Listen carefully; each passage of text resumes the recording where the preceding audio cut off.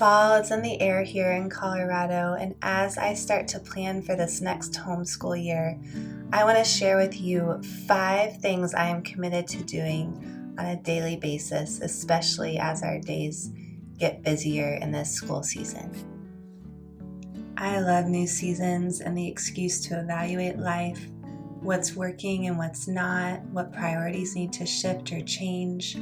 Are we prioritizing the things that God wants us to? Recently, I listened to a podcast from Blessings of Motherhood. I would highly recommend them. They were talking about reading in the book of Haggai in the Bible and how God spoke through Haggai, telling the people, hey, you are busying yourselves with your own houses while my house lies in ruins. You should go back and read the whole passage. It's from Haggai 1, 7 through 9. And this passage really hit me and made me reconsider my priorities and made me want to make sure I'm prioritizing the things that God wants me to as we enter into this school season.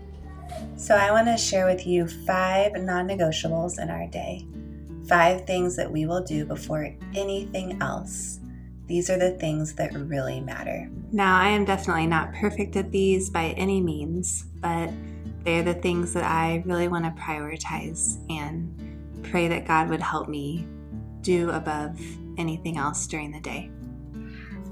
The first thing that I know I absolutely must prioritize is quiet time to spend with God in prayer and in His Word.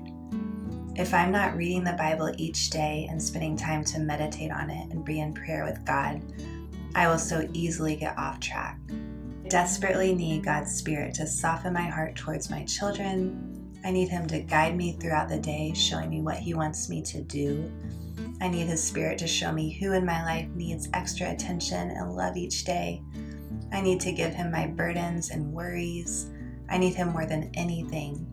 Spending time with Him reminds me what is true, what matters, what He wants me to prioritize, and it helps me love my children better and serve them with a more joyful heart.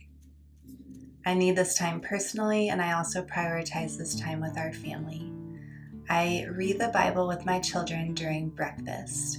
I've explained more in some of my past videos specifically what we do during our devotional time in the mornings.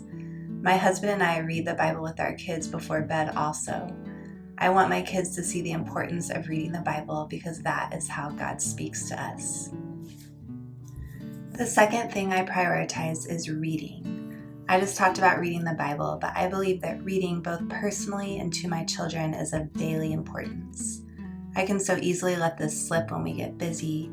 I could easily just scroll on my phone in the evening when I'm tired instead of picking up a book. Reading is so important for our brains. It's how we learn new things, and it's a great way of entertainment. I also make it a priority to read to my children. We have a habit of reading after breakfast time. I also read to them often while they are having a snack or during lunch. We read at least one book before quiet time in the afternoon. And of course, my husband and I read several books to our kids before bed. I believe that every day should have at least some reading in it. The third thing I prioritize is playing with my kids. You would think that I would do this all the time as a stay-at-home homeschooling mom. It amazes me, though, how I could go an entire day, even a day when we stay at home, and not play with my kids at all if I don't intentionally do it. There is preparing meals, cleaning up after those meals, house cleaning, laundry, etc. that can take every second of my day if I let it. It doesn't come naturally to me to play with them. I truly enjoy working on puzzles with my 5-year-old and playing board games with her, but playing with my 3-year-old or often playing what they want to play usually isn't my go-to. But I believe it's extremely important. How do I expect my kids to listen to and respect me if I don't meet them at their level and truly play with them? I don't do this all day long, obviously, but I try to play with them at least 30 minutes a day. I mean, no phone, truly present, play. I so desire a close relationship with my kids as they grow up. I want my husband and me to be the ones my kids come to talk to when they need advice or just want to spill their hearts.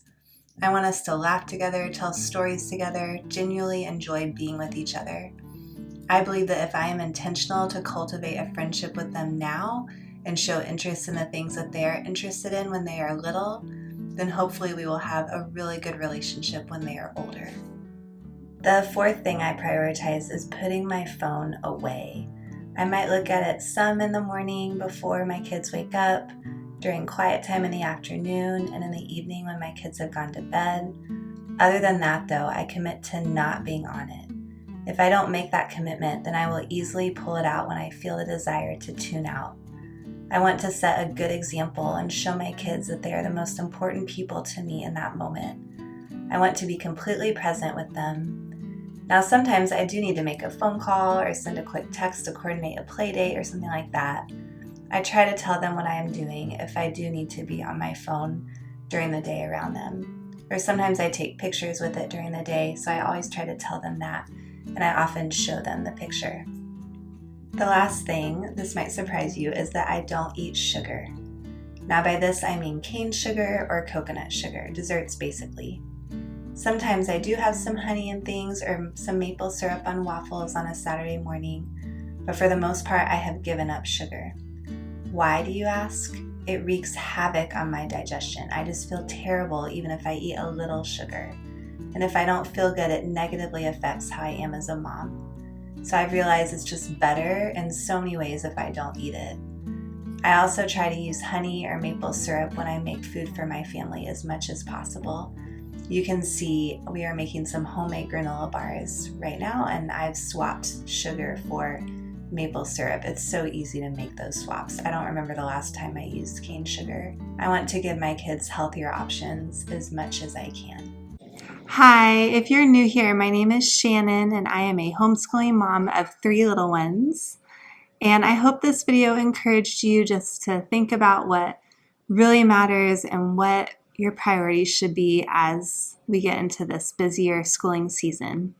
And I just wanted to say again that I am not even close to perfect with these things. These are things I strive to make my top priorities, but I often fail, and I am thankful for the grace of God in that.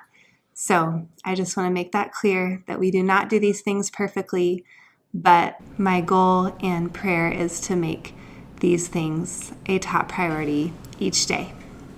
So if you are enjoying my videos, please subscribe to my channel. I am posting 2 videos per week related to homeschooling, parenting encouragement, and just some health related things. So please subscribe, and thanks for watching.